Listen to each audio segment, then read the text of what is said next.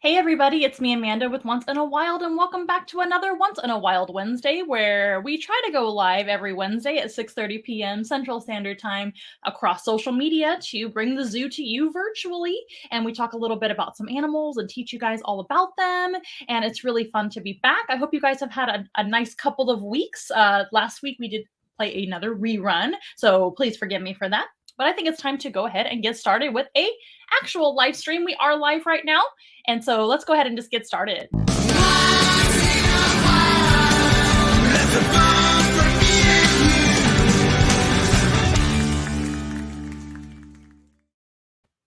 Once again, welcome back to Once in a Wild Wednesday, where we try to go live each and every Wednesday evening at 6:30 p.m. Central Standard Time. And if we don't go live, we always try to play a rerun for you guys. And speaking of which, you can actually go back and watch all of our live streams on YouTube, on Facebook, and so many other choices of social media. And we try to be all over the place on social media as well. Please let us know if we're not on your favorite platform, and we'll try to jump on over there and get on the bandwagon of that, because we do like to be everywhere. But if you've never been here before, hello, my name is Amanda, and this is Once in a Wild, where each and every week we try to go live on social media, but we also bring the zoo across South Texas for animal programs in person, and we can also bring the zoo to you virtually. If you don't happen to live in Texas, that is okay. We can also create a Zoom for you that is actually custom with the animals that you would choose to meet in your Zoom. It's going to look really similar to this. We're going to have a purple backdrop. You won't see so many things on the screen, but you will have basically just a Zoom, and you can have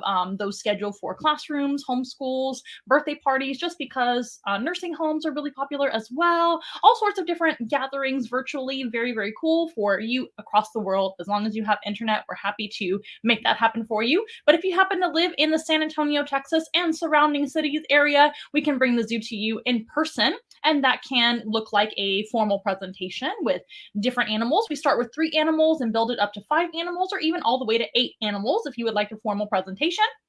And that is obviously available for you to choose the animals as well. Those are great for classrooms, but also great for birthdays and any occasion. But if you want something a little more casual, less chatty, less formal, you can actually have a petting zoo. We actually do offer petting zoos as well. And we offer animal therapy too for everybody's different needs. We can actually do animal therapy, which is traditional animal therapy, where you're just petting the animals and enjoying the time with them, just having a relaxing time, obviously getting some fun there. Or you can also have what we call, what is it?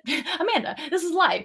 We actually have exposure therapy as well. That's what I was trying to say. So exposure animal therapy has to do with phobias and fears. And we do have quite a few creepy crawly animals that we can help you out to conquer your fears and phobias that way as well.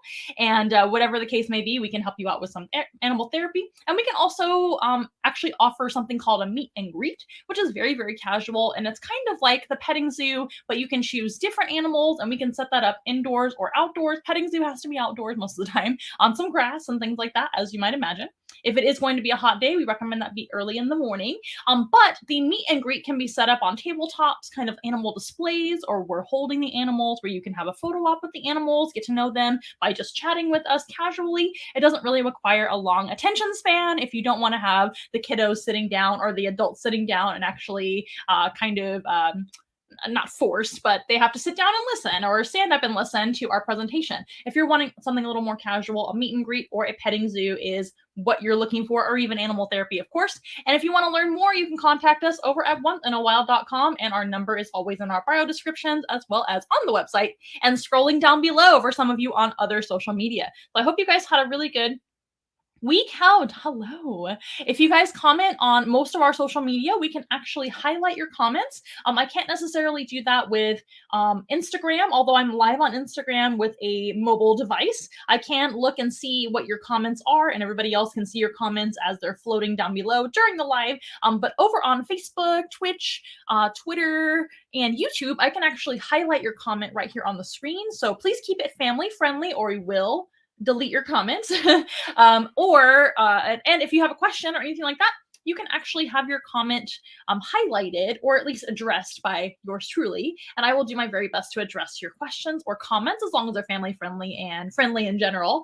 We try to keep it positive right here on the channel. This is a learning channel, but also a fun channel. And we know that kiddos are watching with their parents or grandparents or adults in general, or just watching by themselves sometimes over on other platforms. So we want to make sure it is friendly for everyone. Everybody's welcome as long as you are kind to each other and keep everything away from arguments and things like that. We're not a political channel either, so we try to keep everything positive. We do want to, of course, learn about the animal, enjoy the animals, and all questions are welcome as long as they're family friendly. And I think you guys know that for the most part because you're probably frequent watchers or followers, friends and family, and we greatly appreciate you guys. And speaking of appreciation, if you want to support what we do, because we do have to feed our animals, take care of them, keep the lights on, all of the above, we do rely on your donations, your contributions to maybe buy your own animal encounter and things like that. That's the best way to help us out, by the way. And of course, you can reach us at our phone number scrolling down below in our bio descriptions or on the website onceinawild.com to learn more about booking your own encounter. That's the very best way to help us out because you get something in return, of course. And we do have something a little bit for everybody, like I mentioned. Little something for everybody. You've got cute and fuzzy animals. We've got feathery animals. We've got scaly animals. We've even got creepy crawly animals with lots of legs or no legs. And there's something for everyone. So don't worry.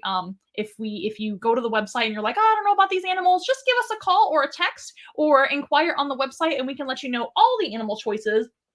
And I'm sure there's something for you that we can actually customize and make happen for you. But that's the best way to help us out, of course, is by scheduling your own encounter, which is custom for you, or you can actually just donate or tip to us. There's a few ways to do that. The best way to find all the options is visiting onceinawild.com/donate, and that can show you all the options, including PayPal and the Amazon wish list and all of that. But you can also sponsor us over on Patreon, and the easiest ways, honestly, are Cash App and Venmo, and those are scrolling down below on most of our platforms right now. And also, you can find those in our bio description. So hello everyone over here on Instagram. It's nice to see you guys. Hello Viviana and some other people. Forgive me, my phone is a little bit far away from my old eyes to see, but I am doing my very, very best. Your goal is to meet beautiful Sandor, the Flemish giant rabbit. Yes, Sandor is by far our most popular animal right now. Ever since the beginning of, well, even before April, March, April, now, Sandor has been extremely busy. He is more than happy to make presentations and be loved by all of his public and fans. He is wonderful. Sandor goes everywhere with us as long as it's not too hot. And if it is hot, we keep his appearances brief because rabbits don't do well in the heat. But other than that, he goes almost everywhere we can take him. And he is more than happy to go and get love and pets from everybody in person. He's also a great virtual guest as well. If you have to do a virtual version of the Once in a Wild experience. But Sandor is extremely special. He is our Flemish giant rabbit. If you have never seen him before on the show, I would be shocked because he's on here all the time. He's also all over our social media. If you ever want to see more photos of our animals, we're working on the website and kind of revamping all of that, so be patient. But go to our social media, Instagram, Facebook, whatever you like. We've got photos of the animals there, and Sandor is certainly one of the stars of the show, isn't he? He is just so special, so friendly, and a huge rabbit that barely fits on this table right here. Now, if you're wondering what's going to go on the table today, it's not going to be the rabbit, actually. It's going to be another animal, and I'm going to let you know who she is here in a little bit. But I want to make sure you guys know how to donate. So remember, it's going to be Cash App, Venmo, PayPal, all the things that normally we kind of talk about for donation, but also purchasing your own animal encounter, of course. But tips are greatly appreciated, and Amazon wishlist items are greatly appreciated. All of it's appreciated. And if you guys do not want to tip or donate, that is okay. It is totally optional. The show is free, and we're happy to do so for you, and we're happy to be super busy, which is fantastic. However, another free way you can help us out, I bet you can guess, is by following us on social media, sharing our videos. If you have Twitch, go over there and follow us and watch our videos on Twitch because that's brand new for us. TikTok is another one that we're trying to get more followers and members over there. And I do plan to go live on TikTok more often. It's just that I only have one mobile device, one phone. So I usually choose Instagram because we have a pretty good following on Instagram, and we like to save them to the feed over there, and it's good content for that. And of course, YouTube and everything else. YouTube is another one that we're lacking on followers and subscribers, really. Subscribers, not followers, Amanda. But over there, if you're not subscribed to our YouTube, please do that as well. Make sure you're still subscribed because sometimes YouTube unsubscribes people without consent. So that's not good, but just make sure you are following us over there, and we greatly appreciate all your support. It is just wonderful. You guys have gotten us through the last few years since we've been open. We opened up right before COVID happened, so that was kind of scary for us, but we are so very busy, and we're happy to be extremely busy and doing well, and that's all thanks to our followers, and some of you guys have been there since the beginning. So if you've been out there since the beginning, thank you so very much for your support.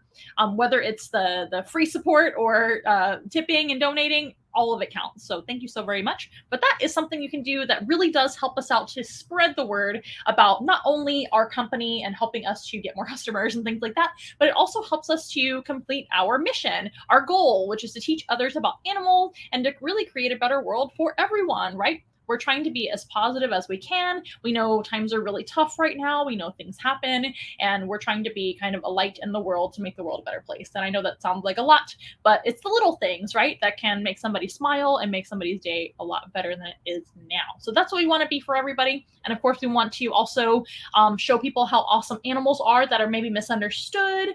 Maybe you're going to learn something and therefore respect animals a little bit more. We do often talk about animals that not everybody loves and has as their favorite animal species, but they're some of our favorite species because of lots of amazing reasons. And tonight, we're going to meet a few animals that sometimes get a bad reputation. Most of the animals coming out today are pretty well loved. I would say 1 out of the 3 coming out today probably isn't the most loved by the general public, but there is one that is kind of like a polarizing animal, if you will. A lot of people really like them now, but maybe like 10, 15, 20 years ago, people did not like them because they were very misunderstood. And then the last animal that we're going to meet is going to be a very well-beloved animal, but still has their fair share of animal myths and misconceptions, which honestly every animal across the planet, even the most charismatic animals of all, have their share of kind of like hard times, myths, rumors, things that are not true about them, and judgments about them. So we always like to dispel all of that as best we can. I mean, I'm only one man, you guys. I'm only one woman, but person. But yes, so we try our very best to kind of address that with each and every creature, whether they're a rabbit, when everybody loves rabbits, but there are, that's a great example, actually, Sandor the rabbit. There are lots of misconceptions, myths, rumors, and just things that are flat out wrong about rabbit ownership, about rabbits in general. A lot of people think that they're appropriate pets for everyone, and they're really not. Some people think that wild rabbits can be pets. There's so much to say about rabbits, and we have a whole spiel about rabbits. If you look at our history on YouTube, we've got a whole video talking about how to take care of a pet rabbit, a potential companion rabbit, right, in your home. I think rabbits make excellent pets for the right family, but no family should just buy a rabbit for a child or on impulse or for Easter, and they're certainly not toys. We also have another old past live stream, old, like it's been so many years, just not that long ago, but it's an older live stream that we talked about pets in general not being toys. So even if it's a well-beloved animal, even a cat or a dog, there's so much to learn about each and every species, even our own, right? Sometimes we have to learn about our own, but I don't specialize in humans other than talking to you guys. I specialize in animals. And if this is the first time that we have met, welcome to Once in a Wild Wednesday, where we try to go live each and every Wednesday at 6:30 p.m. Central Standard Time across social media as best we can. And if we are busy, we run a rerun. But if this is the first time you're meeting us, hello and welcome. I'm so happy that you are here, and please follow, subscribe, and like, comment, ring the bell, all the things that everybody wants you to do on social media and YouTube and things. Anyway, if this is the first time we're meeting, we are a mobile zoo based in South Texas, but we also like to spread the good word about animals all over the place as best we can through the internet. So we are going to meet 3 animals tonight. I hope you love them. I know one of them is not everybody's favorite, but she sure is one of my favorites. But the first animal we're going to meet is going to be kind of a polarizing animal, like I mentioned before. It is a species that a lot of people have seen before, especially if you live in the Americas. So this is going to be an animal that you cannot have for a pet legally in most states in the United States, but most states in the United States probably have them in your own backyards. Now, I do apologize. I'm going to have to actually step away to go get her. On Instagram, you're going to see me walk away and then come back. And on the other platforms, I'm just going to pause like I usually do when I have to go get an animal. This is a one-woman show, so sometimes I have to pause and do a very brief, like, go get the animal and come right back. It won't take long at all. But it is not a snake. I saw your guess. I love you guys' guesses. Oh, I think you already guessed the right animal, although you're spelling it a little bit skewed and wrong. Not gonna lie. But yes, this is going to be a nocturnal species that you might see in your own backyard. Very misunderstood, but hopefully now well loved. But again, it's kind of like 50-50 right now. A lot of people love them. A lot of people just aren't sure. So tonight's theme, if you haven't looked at the description yet, and on Instagram, there's no description yet because that comes afterwards because Instagram is backwards. Instagram is just like, oh, we just start and here we go. We're live. Boom. You get what you get.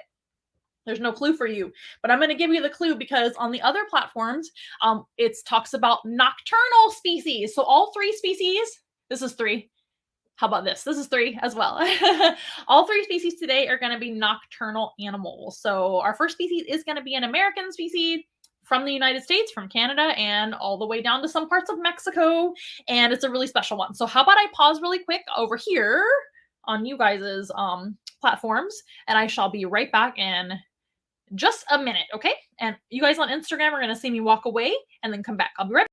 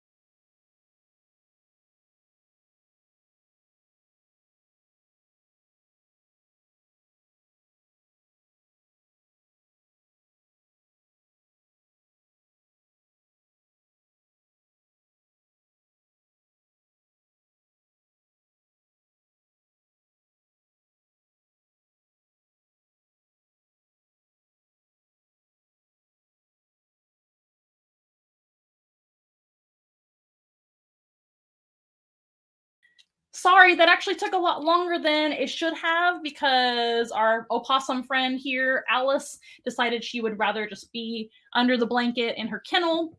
And you guys on Instagram got to see what happened. But this is Alice. She is a Virginia opossum. We're going to try to see if we can get her in a little bit of a better position. So yeah, Virginia opossums are a very common species seen right here.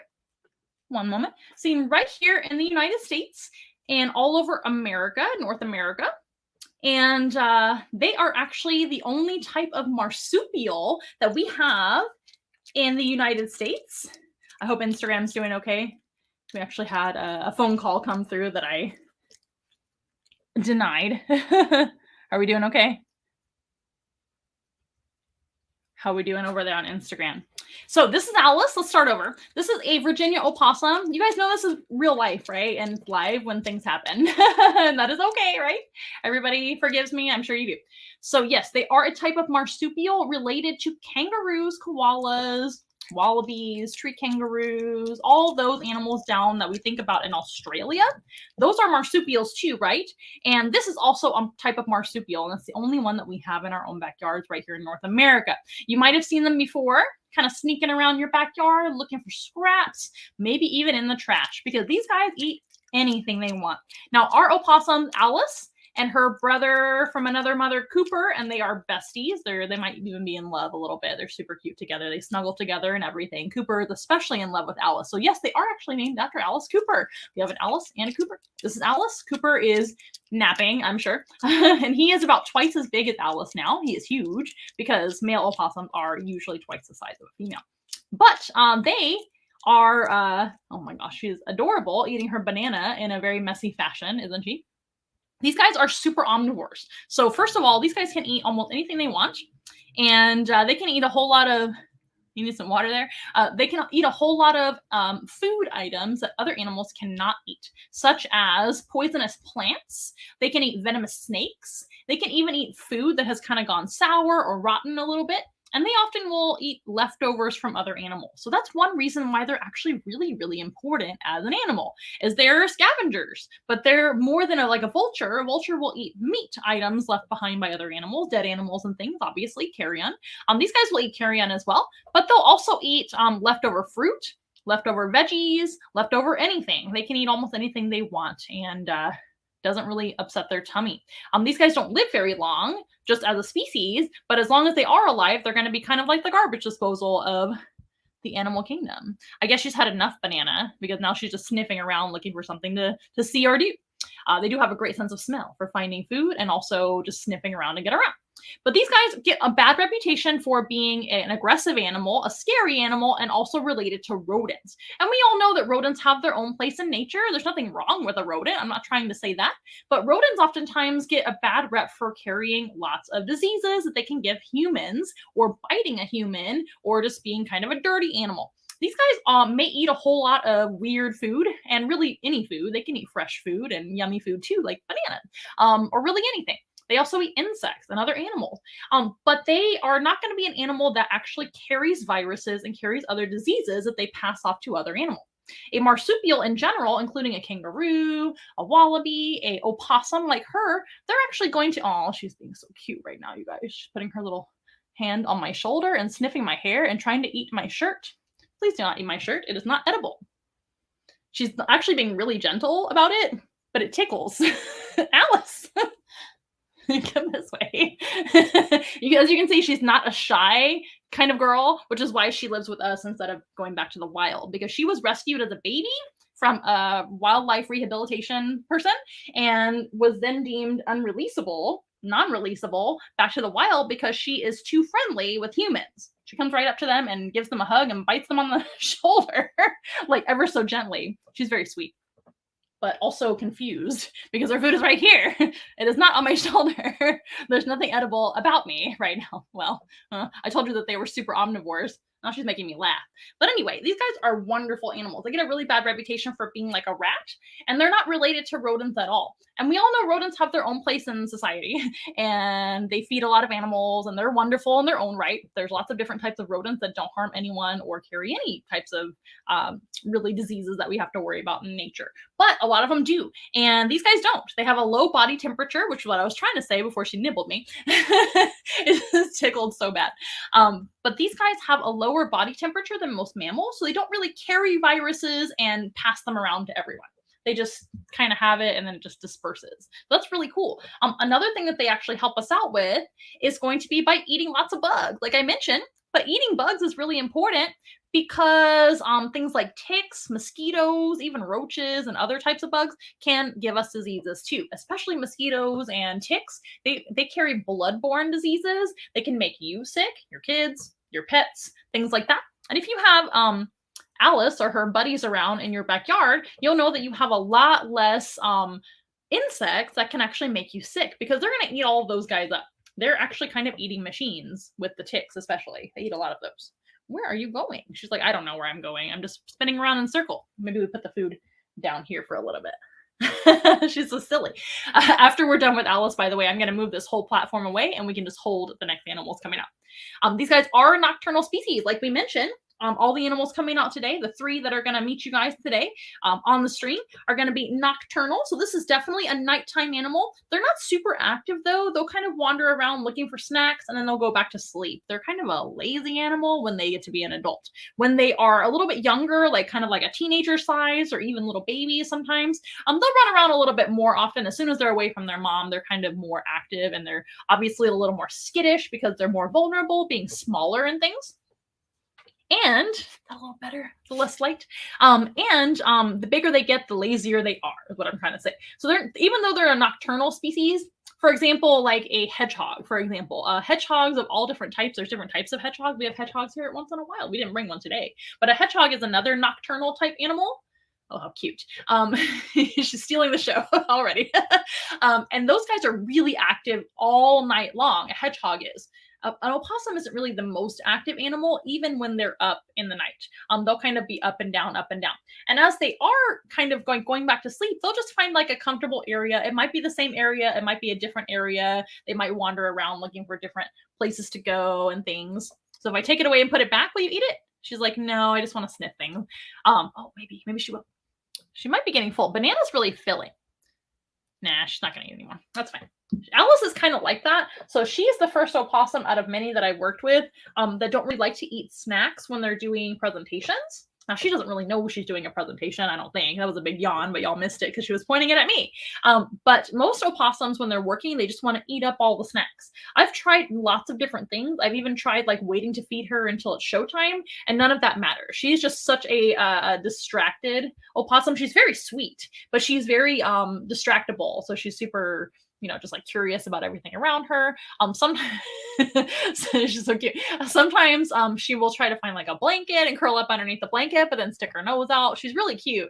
But it's a little bit tricky to work with an animal that isn't as food motivated as an opossum usually is. That being said, she's usually no trouble at all.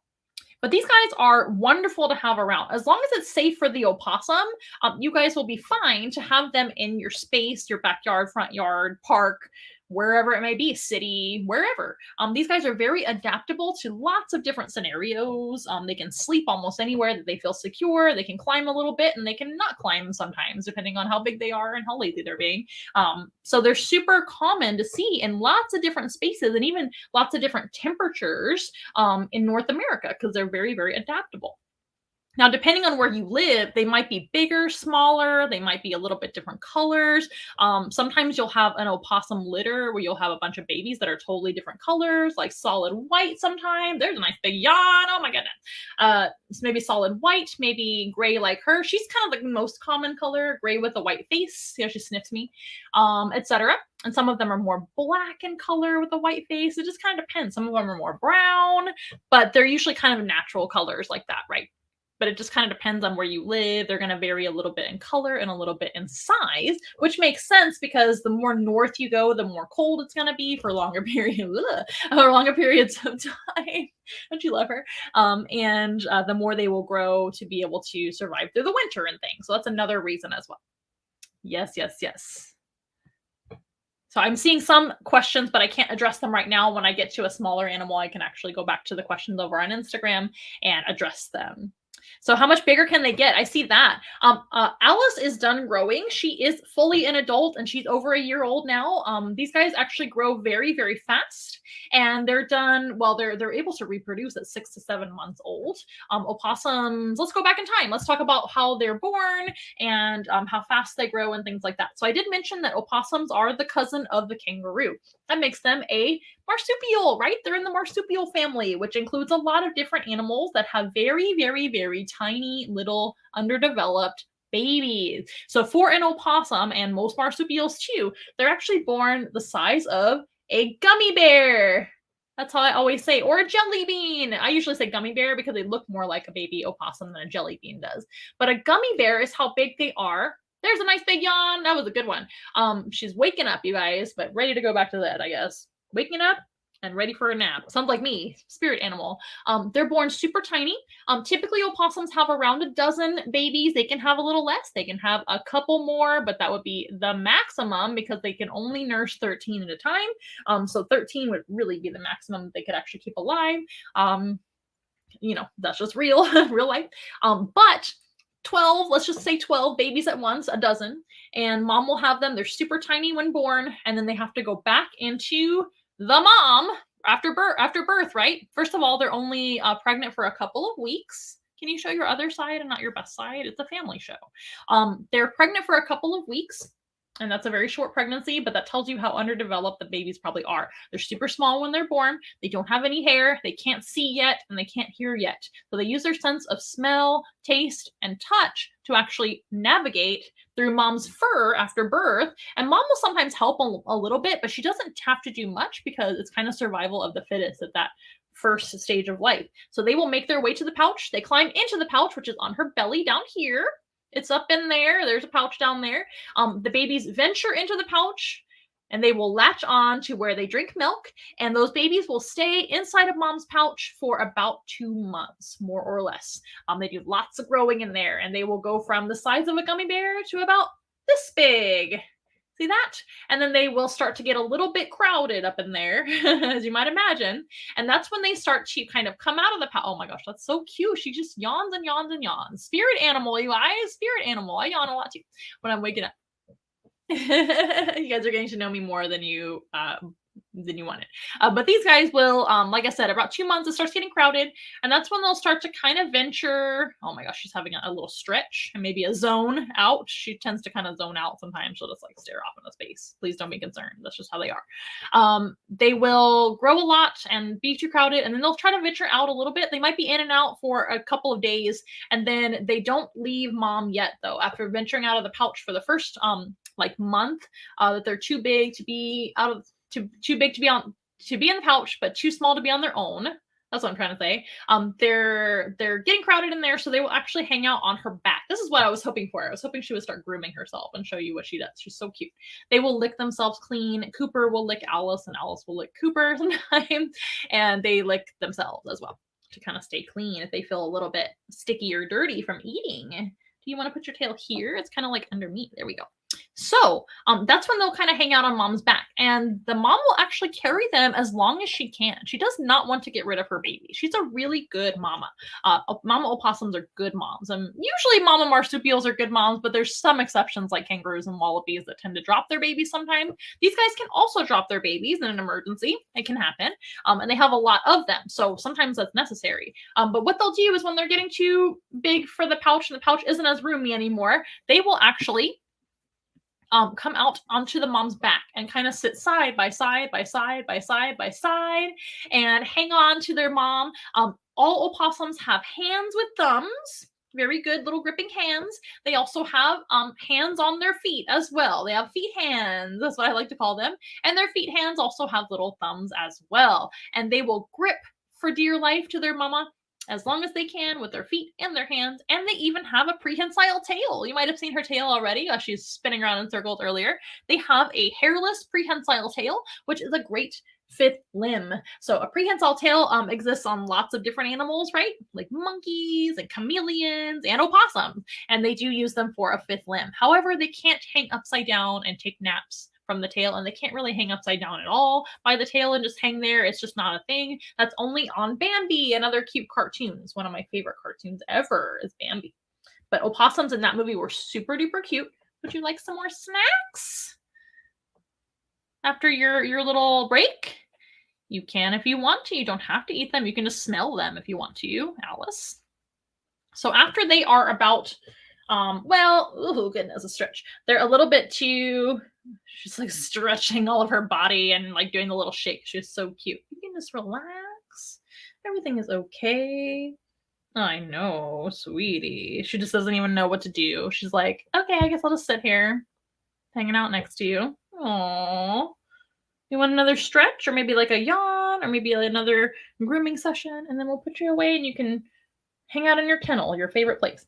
They love their blankets and they love their kennels because they like to kind of be in a secure place. They're very, very good about that. Yes, they are. But mom will basically hang on to them as long as she can. And when they start getting too big for the back, that's when they fall off and they start to be on their own. And at about 3 to 4 months, that's usually when that happens. 3.5 months, just right. And they will be around yay big when they are ready to go on their own. Remember, they're born super small, and then they get to be about this big when they come out of the pouch, and then they start growing, and then they're about this big when they're running around on their own. That's not including the tail, because they'll have like a tail too. And that's when they're going to be like climbing trees, running away from predators, able to eat solid food, obviously, because they've already been doing that. Mom will kind of show them how to eat and what to do for that. Are you going to just curl up? That's so cute. Oh, right now she's licking her tail, but you can't see it because it's behind her body. Now, the tail a lot of times is going to be where they get their bad rep for being a rodent. They also kind of do look mousy or ratty in the face, but a rodent has very different teeth than an opossum. An opossum actually has similar teeth to like a cat or a dog, really a dog with a long snout. Think of a dog with a very, very long nose, snout, rostral area. And a dog is going to have like canine teeth, fangs on top and bottom, right? And lots of kind of more uniform teeth because they're carnivores. These guys are omnivores. They eat all kinds of stuff, but they also do eat meat items. They need to catch animals to eat. They will eat mice. They will eat lizards. They'll eat snake, like I mentioned already, frogs, all kinds of critters like that. I've seen her eat bugs and worms that I've fed her. She's pretty quick about it too. They do need some kind of predatory teeth. So think of like a dog's teeth. That's kind of what they look like. They're a little more uniform and they do have more teeth than a dog. In fact, an opossum, a Virginia opossum, has 50 teeth, which is more than any other land mammal in the North America, as far as I know. And there are some sea animals that are mammals that have more teeth, like dolphins, of course. Those guys have a lot of teeth. But an opossum is going to be the mammal on land that has the most teeth in our neck of the woods. So right now I'm smiling because she is grooming herself. I'm hoping that she'll turn around and show you how she cleans herself up. Right now she's licking her little foot, the foot hand, and then she's like scratching her ear and licking it again, scratching her ear. She's like taking care of the inside of her ears. So let's talk about their senses. These guys have wonderful senses. So again, these guys are wonderful animals. They're not a mean animal. As you can see, she's very sweet. Now, I don't recommend anyone having an opossum for a pet. It's not legal in most places for good reason, because they're not pets. They're not domesticated at all. They're actually still wild animals. But in general, they're very passive. They're not going to outright attack anyone unless you happen to be a food item. So if you are a small rodent, lizard, snake, fish, frog, anything like that, then you're fair game. You're going to be an opossum snack in no time. But if you're a human, or even a small dog is not really going to be a food item for an opossum. Cat certainly is more dangerous to them than they are reverse. Definitely, cats are dangerous to a lot of animals. But these guys are pretty passive. They're nervous animals in the wild, so they're not going to attack anybody or anybody's kids or anything like that.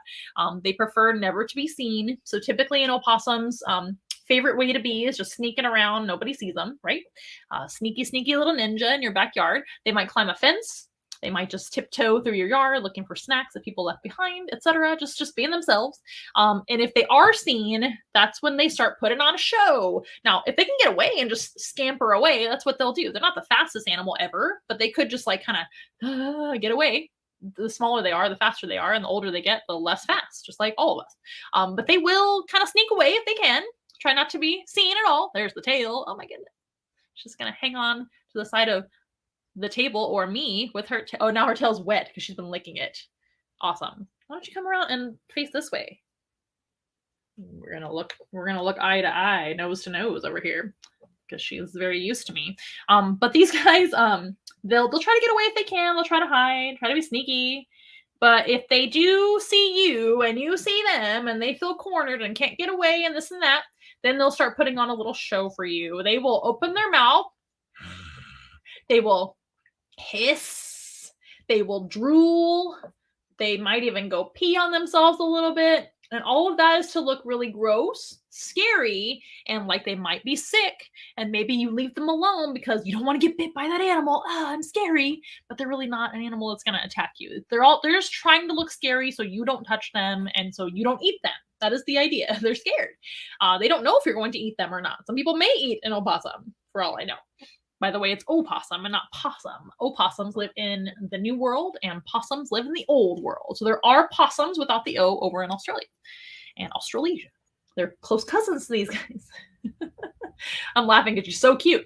But then if they get real scared and feel really cornered and all of that hissing and drooling and a little bit of pee did not scare you away, then they faint. Did you know that? Please don't turn off our live stream, Ella. She's going to climb on my computer over there. So she would, this animal in the wild, it's on again. So cute. They would pass out. And that is only going to be in an emergency situation. If they can get away, they're going to get away. If they can be hidden and never be seen, that's even better. If they can scare you away or worst case scenario, maybe like snap and bite, but they're not really an animal that's going to choose to bite. They would rather you just not touch them at all. And so they're going to pass out. But that is only under emergency. And that is basically a system overload. They have gotten so scared that they have fainted. And their body will put on a big show after that. They actually go into a semi-rigor mortis kind of state. They kind of stiffen up their body. They will drool a lot. They might even throw up a little bit. They actually have like secretions that happen. That's really great. Secretions from the back end, secretions from the front end. Those smell really bad. They pee and poop most likely, and just overall not a great time. It's pretty nasty. And again, that is the idea, to look gross, to look like you shouldn't eat them, and also to look like they have a disease. That's where an opossum gets a bad reputation for having diseases. They don't actually have diseases, they just look like they have a bunch of diseases when that happens. And most smart animals, when they see all of that fainting and that big giant show that happens, when they see that, they will say, oh my gosh, what happened to that poor animal? That animal was fine and trying to fight me, and all of a sudden it just died. It must have some sort of really bad disease, and I don't want to get that today. So they will often choose another snack and move away from the opossum. So all of that hopefully will work for them to be able to play dead and scare their predators. But again, it's not on purpose. These guys just kind of overload with fear and shut down. Whoop, hard shut off. And oh, here she goes. So cute, you guys. Oh, so cute. So this olive here is not bald spot. That's just the light hitting her white undercoat there, by the way. I know it looks kind of interesting right here. So yeah, but anyway, that's what they do when they get real scared, and they're pretty passive for an animal, especially. And they've been surviving, around humans for a long time. They know what to do. So let's talk about their senses. These guys have great senses. Any nocturnal species is going to have to navigate in the dark. Okay, so they have some pretty cool ways of doing that. They have a great nose. So that is their number one sense, is their sense of smell. They have a very long nose, a very long rostral section of their face. A rostrum is your snout.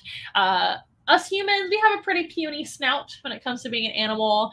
We have kind of a flat face as well, so we don't really have much of a sense of smell. Most birds really don't have much of a sense of smell, but some do. Some vultures and things have a great sense of smell. But a lot of the mammals out there, especially the ones with the big noses, long rostral areas, they do have a very good sense of smell. Lots of olfactory sensation in there, and an opossum is no different. They do navigate with their sense of smell, and they have a very good nose. Another good sense is going to be their ears. They have big kind of bat-like ears on top of their head. Their ears are hairless and very thin, but they can kind of wiggle them around like this, like little satellite dishes, and hear things very easily. They have a great sense of hearing. Another sense that they have is going to be their sense of touch. Most animals have a sense of touch, don't they? I can't think of any animal that doesn't touch or feel things. Can you think of one? I don't think so. And they do have very long whiskers. Can you see her whiskers? There they are, right on cue. They're going to be able to navigate around in the dark with their whiskers. And also their whole body is covered in hair and is quite sensitive. If an animal comes up and tries to like sneak attack, they will feel that. Even where there's no hair on the tail and things, they can definitely feel that. Great sense of touch. What else? Taste. They have a great sense of taste as well. They're not super picky animals. Opossums in human care tend to be a lot more picky than opossums out there in the wild, right? Because they have a lot more choices to eat here in human care. We figured out what they like. Usually bananas, but I guess just whenever she wants, and not all the time, like she should. But anyway, these guys have a great sense of taste. And then what's left? Sight. So sight would probably be her least sensitive sense. These guys really don't see color that we know of. Their eyes tend to be pretty blurry vision. So vision is definitely not the best when it comes to being an opossum. If they were humans, they would definitely need some glasses in front to be able to see, or contacts. Would you like more bananas? Here, come here. Bananas. Come and get the bananas. And by the way, I've talked about how they grow, but they grow really fast. If you have been watching Alice since she was a little baby, you would have noticed that in a year's time, she has really gotten big. Definitely. These guys grow very, very quickly. You're not going to nibble my shoulder again because that was tickly. No. Now, you guys, again, opossums are definitely not pets. It is not legal for most people to have them. We have special permission to have her for educational purposes from a rehabber. It took a lot of special permission for that and things. And she also had to be, she had to have permission to live with us as well. She had to be deemed non-releasable by a professional vet and a professional someone in addition to that, somebody from Texas Parks and Wildlife and things like that.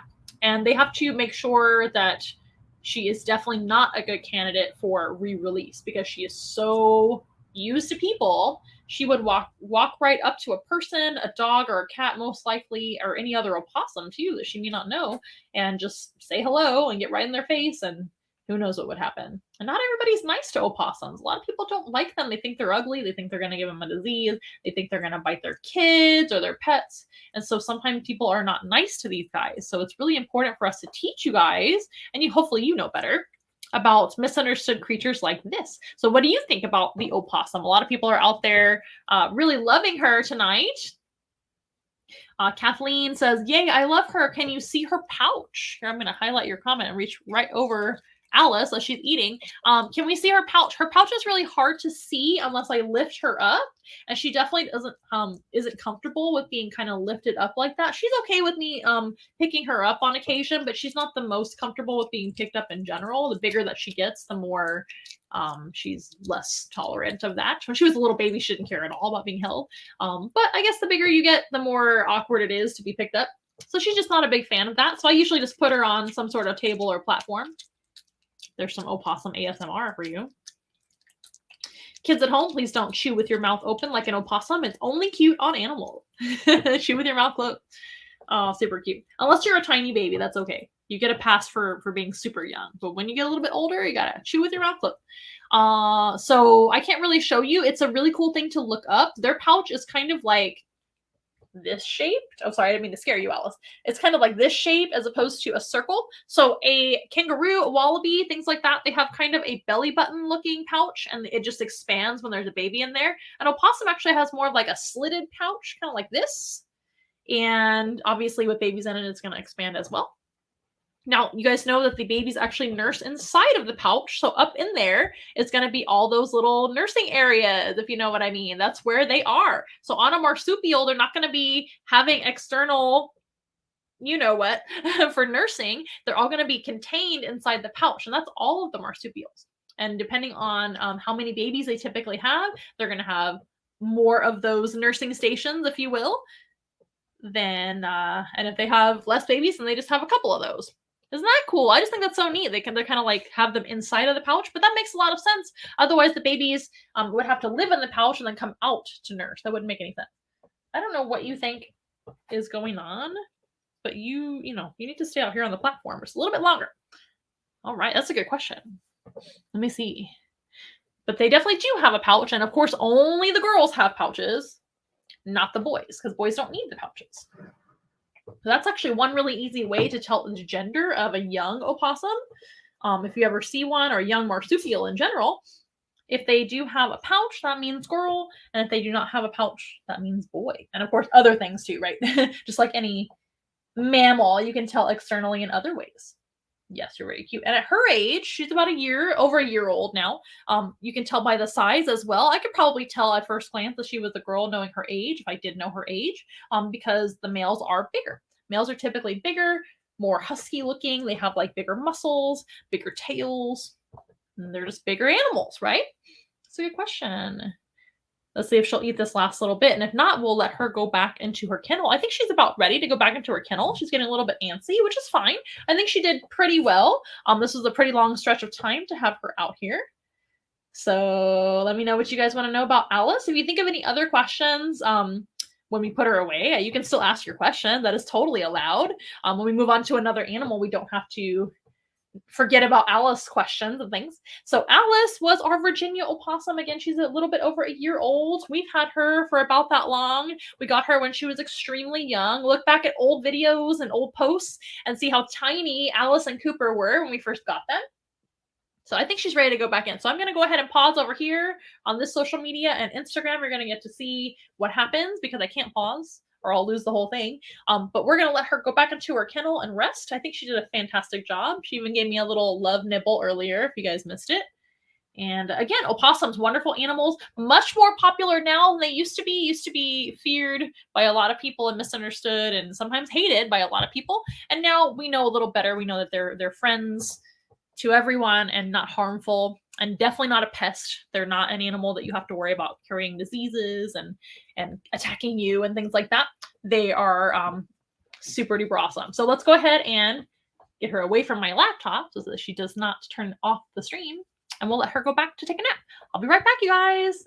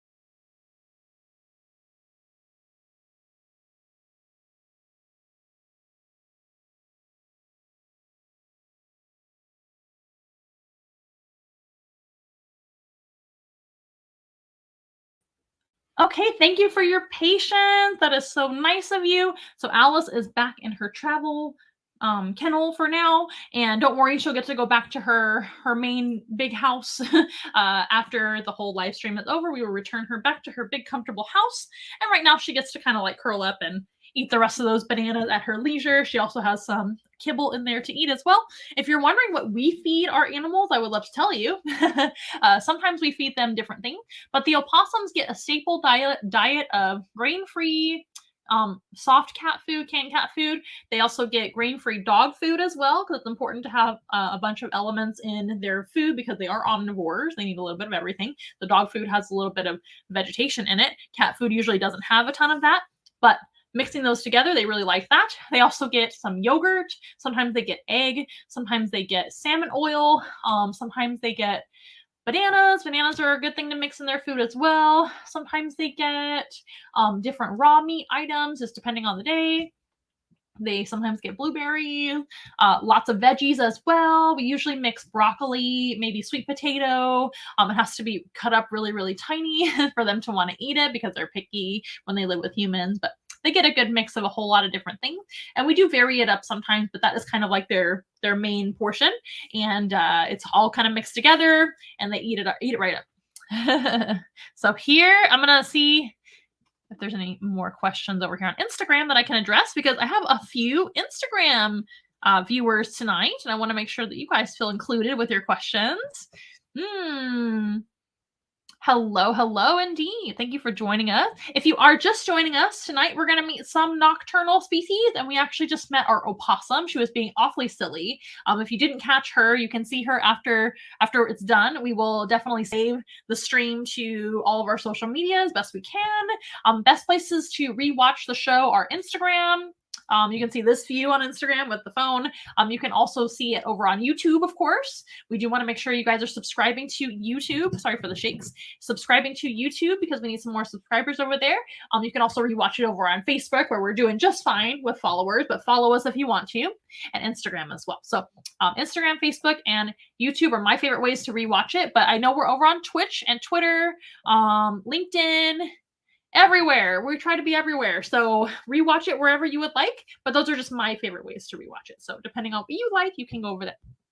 So we just met an opossum. So tonight we're meeting nocturnal animals. Nocturnal means that they're active during the night, right? So an opossum is certainly more of a nocturnal species for sure. They're pretty famous for that.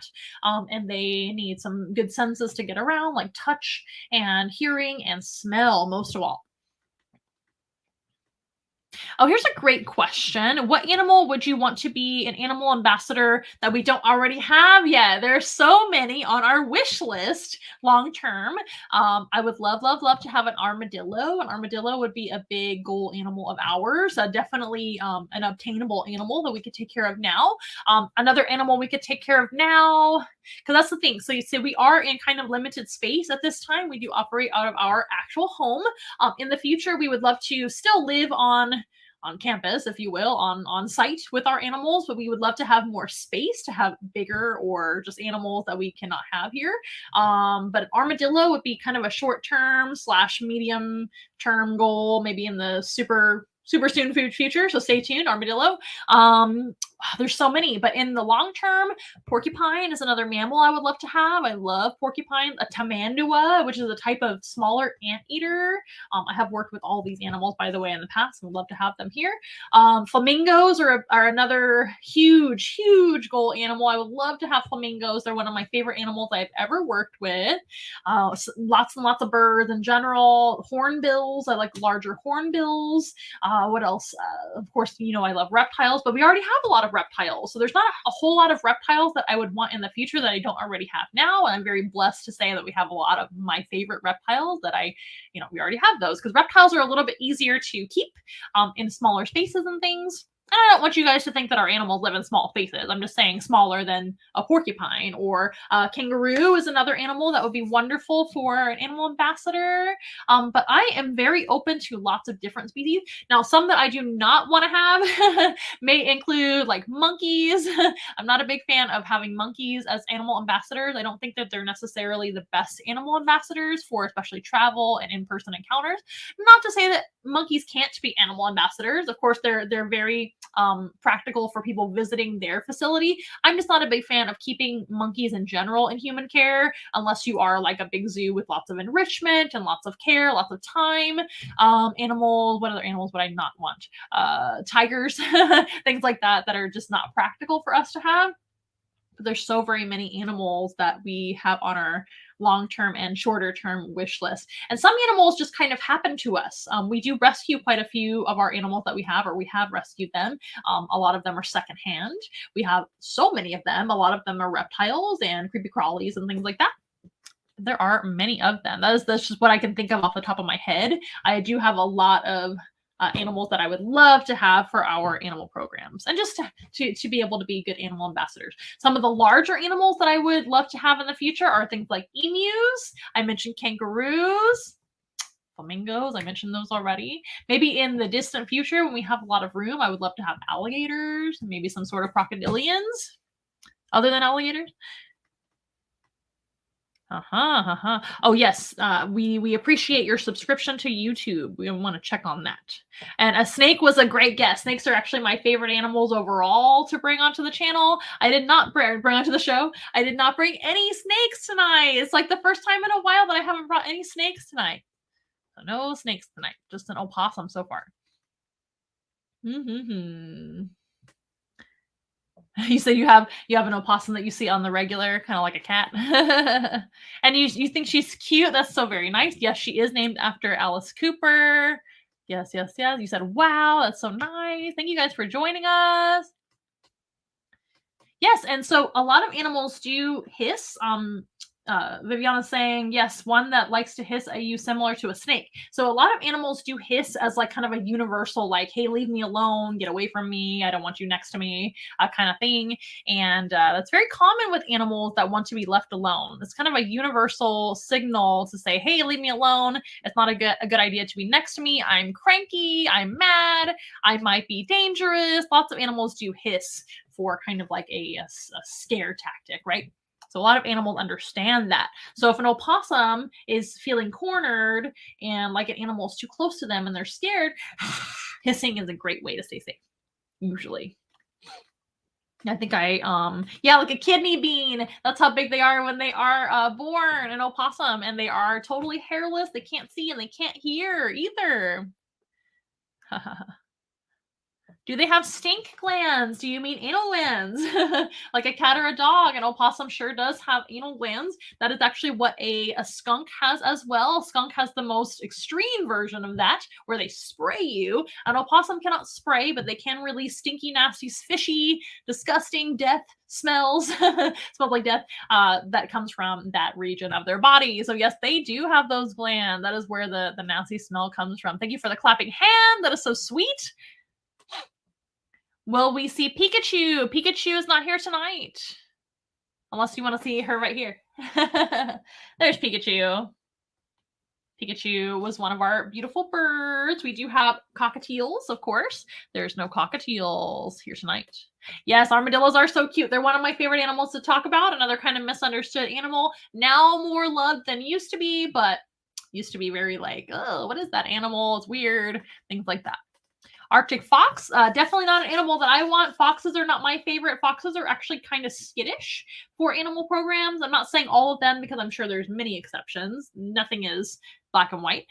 But an Arctic fox in particular is definitely not something I have any experience with. So I wouldn't be comfortable having an Arctic fox, at least not for a long time. Some other fox species maybe, but I'm not in any hurry because foxes tend to be a little bit skittish for animal programs, and not to mention very smelly. They smell very, very bad and like to pee everywhere. So they need to definitely either be an outdoor type animal or have a big building where they can pee at their leisure and be an animal. They're definitely not good pets. Foxes make really bad pets for the average person. But foxes are a beautiful animal and, of course, important. And seeing them in zoos or maybe other people have them as successful animal ambassadors, great, good for them. Just not my favorite to work with. Millipede, that is a cool one too. Oh my goodness, how did you know? You are so good at guessing, Viviana. I think you must be some sort of psychic. So we are talking about nocturnal species, and I usually try to bring some sort of creepy crawly type animal to the show because they're very misunderstood. Like I said before, we try to dispel myths and misconceptions about beautiful animals, whether they have no legs, whether they have 4 legs, like the opossum we just met. And the opossum, I think, gets a bad reputation because of that that appearance to be a rodent type animal. You play the fifth. That's so funny. You need to think about your career path in the future. I would pay. But anyway, whether 4 legs, like I said, the opossum has a rodent-like appearance, which I find funny because a lot of people do like mice and they do like cute rodents like that, but they see a big, I guess a big version, and I think it's a giant rat. It's an ROUS, rodent of unusual size. And they think, oh, scary. And then, of course, the opossum, when they are spotted by humans, a lot of times they're trying to look gross and scary. So that is the whole point. So I think that's where that kind of comes from. And that's where partially they get their bad rep. And they're also known as like trash animals because they often will eat garbage or leftovers from other animals. So that being said, we do try to have some animals like that, and then we try to have some animals like this. And she's coming. Oh, she's a little bit cranky tonight. So let's just become the scorpion whisperer because we're gonna meet a scorpion. So Xena is my favorite of all of our arachnids, creepy crawlies, if you will. I'm gonna make sure you guys can all see her. I'm getting her in position. Here she is. This is Xena, and she is an African flat rock scorpion. She's a very impressive, large scorpion, and of course, another nocturnal species because that is our theme for tonight. We're talking about nighttime animals, and this, of course, is an animal and a nighttime predator. So she is going to be an animal only seen in South Africa. This is the African flat rock scorpion. Of course, you probably could guess they're from Africa, but they're all the way down south. These guys are actually from deserts of South Africa. And lots of desert species in general across the world, they have to deal with really hot temperatures and very arid climates. Of course, you guys know that. So one way to kind of deal with that type of climate is to only come out at night. So Xena is an animal that is strictly nocturnal. A opossum might be seen at dawn and dusk. That is okay, but they're technically also a nocturnal animal too. But this animal is very strictly nocturnal because they would not survive the hot heat of the desert during the day. It's very, very hot there. So they do kind of stay underground, underneath rocks. They are called the flat rock scorpion because they hide under flat rocks and they're good at climbing underneath things and staying hidden all day long. And if they come out at all, which is kind of rare, and I'll tell you why in a little bit, they only come out in the dark. They only feel comfortable coming out in the night as a wild animal because number one, it's too hot. Number two, there's a lot more predators that can see them in the day than the nighttime. But yeah, aren't they cool? So Xena is a type of animal that also would not have to eat very often. So this animal could literally stay underground, hidden away, underneath a rock, underneath a log, underneath something for up to a year without eating, with very little consequences. Their metabolism is so very slow, and their way of being has evolved to survive in a desert. So a desert already has very little resources, of course, very little water, but also very little food. This animal never has to drink water, so that's already a great thing to have when you live in a desert, a great adaptation. But also, they don't have to eat very often, because usually the less water, the less food as well. So they adapt very well to that type of lifestyle. And of course, scorpions all over the world, please don't pick them up. Those of you that don't know what you're doing with scorpions, or you don't have somebody telling you, yes, this scorpion is okay to handle. I don't condone or recommend handling wild animals in general, even an opossum. We met the opossum a second ago. That would be definitely a bad situation if you just went up and grabbed a full-grown opossum from the wild. They definitely wouldn't be happy with you. They might try to bite, they might faint and play dead. It would not be pretty for all of us. So please don't do that.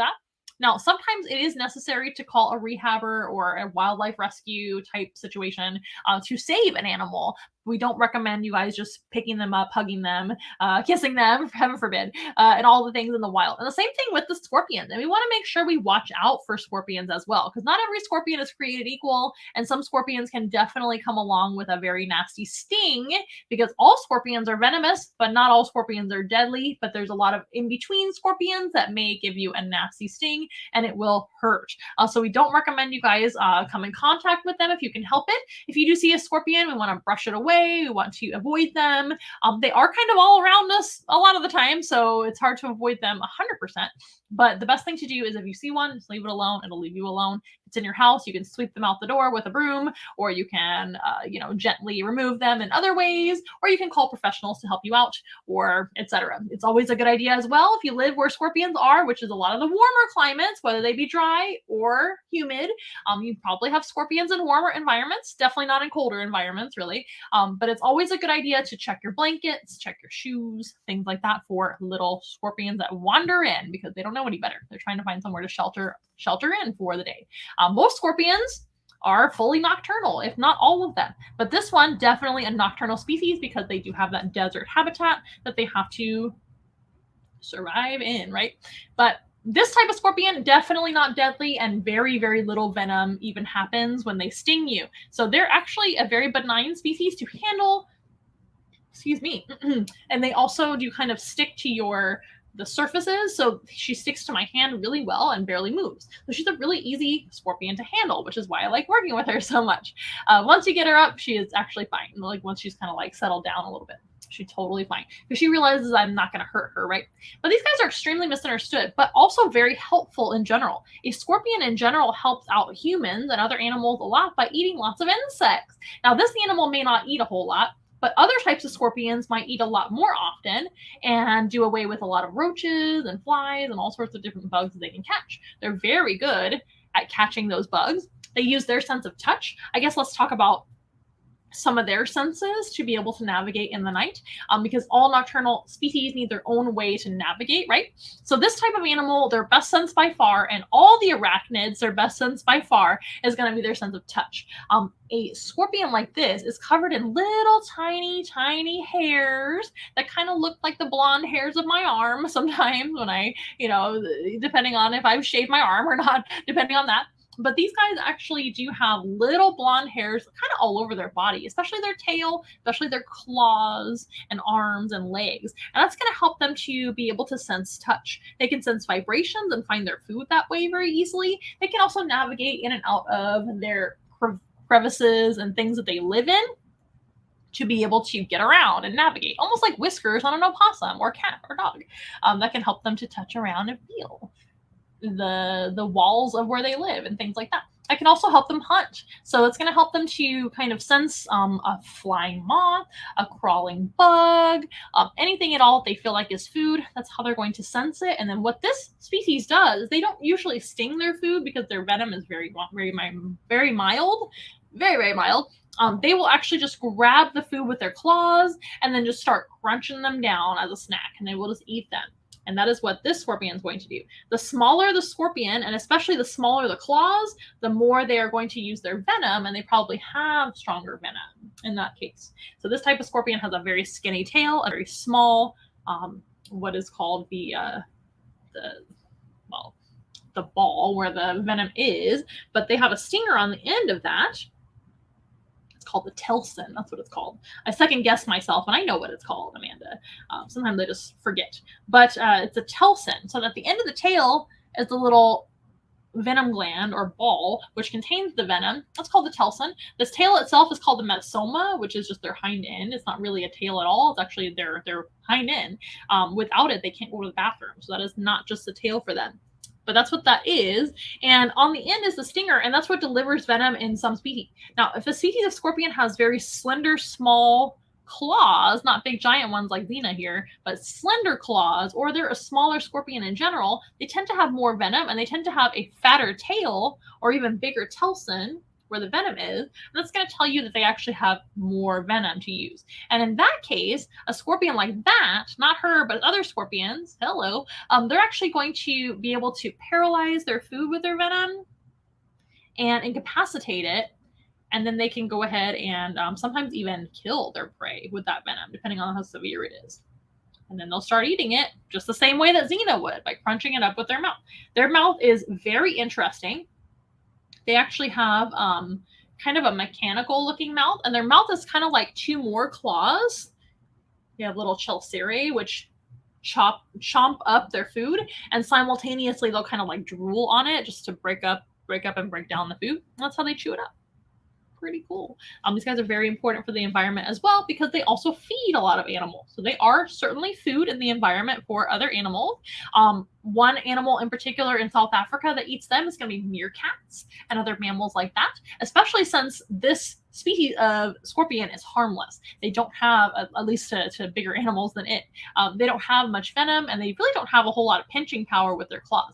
So their best way to stay safe from their predators like meerkats and birds and lizards is to stay hidden underground and never come out during the day. But if they do, they're going to come out just for a little bit, look for food, and go back into their burrow. They're really not going to come out a whole lot. They're kind of like little hermits. Are some scorpion babies born without their tails? Nope, they're born with a tail. So scorpion babies are really fun to talk about. That's one of my favorite things about scorpions. Is going to be how they are great moms. So a scorpion is actually similar to an opossum in a couple of ways. Not only are they nocturnal, right, coming out at night, they're also an animal that carries their babies on their back, like the opossum does. Isn't that interesting? So a scorpion mom is going to have many different babies, just like the opossum, many different individual babies. They can have a brood of anywhere from 10 to maybe like 80 babies in the species, as far as I'm concerned, as far as I know. And Xena is actually a mom to 39, no, 39, almost 40 babies. I exaggerated. It was 39 babies, and it was almost 40 of them, and they can have a lot more than that. But when they have their babies, they're actually live born. When it comes to being a scorpion, they don't lay eggs. They have live births. And after they're born, then they will crawl onto their mother's back and kind of huddle together for safety on her back until they get their first molt. So all of the invertebrates, they don't have bones, but when they grow, they have to actually take off their entire exoskeleton, and when that happens, they're very soft, and then it hardens on their body, and then they can be safer again with their shell. But when a baby scorpion is born, they're actually born very soft. They're actually a white color or a very light color, and they will hang out on mom's back, and then they go through their first molt eventually, and then the mom will actually start letting them go into the world after that. So they will leave their mom after they go through their first molt, if not their second molt sometimes. And mom will feed them in the meantime. She'll give them at least one meal. They don't have to eat very often, but she will give them at least one meal, make sure they have everything they need. She'll also protect them while they're there on her back as well to make sure they're okay. And she's a really good mom, and they'll carry them on their back until they just can't anymore, and the babies will just leave. Isn't that neat? But that's something they have in common with a opossum. I bet you did not know that, unless you've seen the show before and heard me say it before. But no, all scorpions have to have their tail is actually their hind end. This tail right here is the butt. That is not just a tail. So they actually will go to the bathroom out of the end of that metasoma or tail. So without that tail, they cannot expel waste or go to the bathroom at all. They will actually die without that tail. So as soon as they have to go to the restroom again, that's when they're going to die. So if something happens to their tail and it gets chopped off, they're not going to live very long. So they need the tail to be able to function. Do I still have the 39 baby? It's hard to say 5 times that. I do not. I just have one of her babies. I did not bring him or her tonight. I named the baby Hercules. I don't know if it's a girl or a boy because it's so tiny. They grow extremely slow. So I just have the one baby, and it's super small. But no, I did not keep them all because that's a lot of scorpions for me to take care of. We do have several other scorpions. We have emperor scorpions, but I just have Xena, and I have one of her babies. That's all the African flat rock scorpions that we have currently. I love them, though. They're one of my favorite invertebrates. So I did keep one. The rest of the brood that she had, the babies, litter, whatever you want to call it, they actually went to a good home. They went to a, not a friend of mine, but somebody I know through another friend who actually found most of them homes. And so a few of the other ones that I had, I personally gave away to good homes as well. So I'm sure they all found good homes eventually. But those guys are still super small. Mine is still super small. They grow very, very slow. Xena here, I have no idea how old she is, but I imagine she's pretty old. Hopefully not ancient or anything like that, because I want to have her for a long time. But these guys can live into easily another 30s, if not more, because they grow super slow. And again, they don't even have to eat once a year sometimes, so that's pretty cool. And right now, I want you guys to see something. She's actually pinching me, but it doesn't hurt. She's just trying to hang on to me. So as you can see, it's really not that scary. These guys get a really, really bad rep for being scary, creepy crawly critters, but they're just so very different than us. I think that's why people are scared of them, because they're so different. And also, of course, some scorpions do sting and it hurts. But she doesn't have that ability to hurt me with her sting. So, and barely with a pinch either, I guess. So there's really nothing to worry about. They're pretty cool animals. I want to make sure you guys aren't asking any more questions. Yes, I did not kill the babies. I wanted to keep them all, but then, I found a different way to keep them safe. I did not want to kill the babies. That is a great point. I didn't feed it to any other animals. Some of our animals have to eat, insect feeders and things like that. But I definitely love her babies, and I wanted to make sure they were safe. That's a good point. You have seen a scorpion without the tail. I hope it was a species that just doesn't have a long tail. Otherwise, that scorpion was not going to live for sure. Okay, you guys. So that is their best way to navigate in the dark. Is going to be sense of touch. They also do have eyes. They got 2 little beady eyes on top of their head, right there. And they've got, for this species, they've got 2 eyes on each cheek as well. So they've got 2, 4, 6 eyes total. Some other scorpions have a little bit more eyes than that, but this species has 6 eyes. That is pretty typical for a lot of scorpions to have 6 eyes. And a scorpion is an arachnid, so they have 2 main body parts. They've got a cephalothorax, which is their head and midsection combined. They've got a very long abdomen, which is this long hind end, and they've got a mesoma for a scorpion, which is part of the abdomen too, a little bit. And they've got 8 legs attached to their cephalothorax, which is that midsection. And of course, they've got 2 big arms, which in this case are pinchers or claws. For a spider, their cousins, they would have little short arms in the front that they call pedipalps. And these are pedipalps as well. They actually are technically pedipalps. They're just big claws instead of having short little arms like a spider would have. Puny arms. Spiders, of course, have the venom in the front, and that would be on their fangs. And a scorpion has the venom in the back on the metasoma or tail. The tail curls over their back until they're ready to use it, if at all. And this animal, since they do crawl under flat rocks, they tend to be able to flatten everything. So the tail can actually go flat like that. Can you see? Can y'all see that? So the tail will go like nice and flat and just kind of hang out next to them instead of curling over the back. So it kind of goes like curls sideways. Now, these animals are actually very easy to tell the gender as well. Number one, she had all those babies, so that's obvious. But a female's tail is shorter than a male's tail. And they actually have other body parts underneath that you can tell on their kind of ventral side, the underside, that also tell you as well. Cool, huh?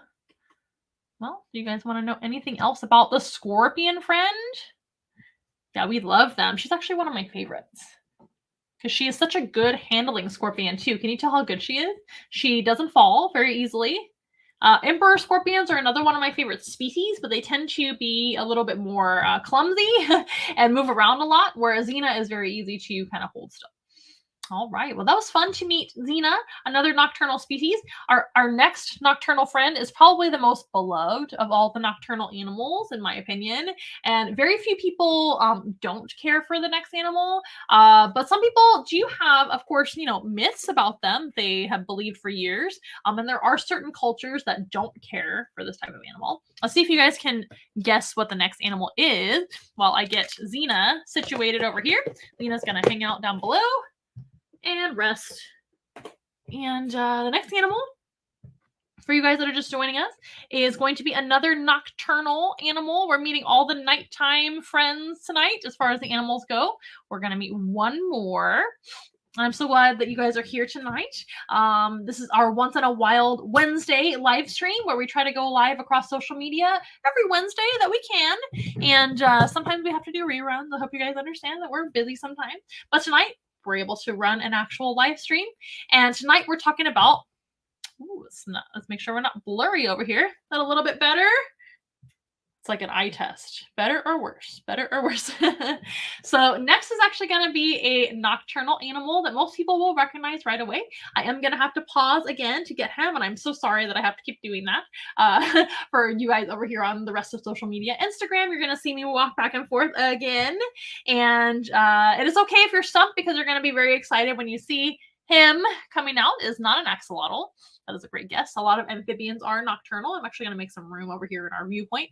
So you guys be patient with me. I'm going to retrieve the next animal. You guys will get to hear all of that process. I'll keep talking to you guys while I step away. Chameleons are actually diurnal, like us. So a human, for the most part, is a diurnal creature. That means we're active during the day.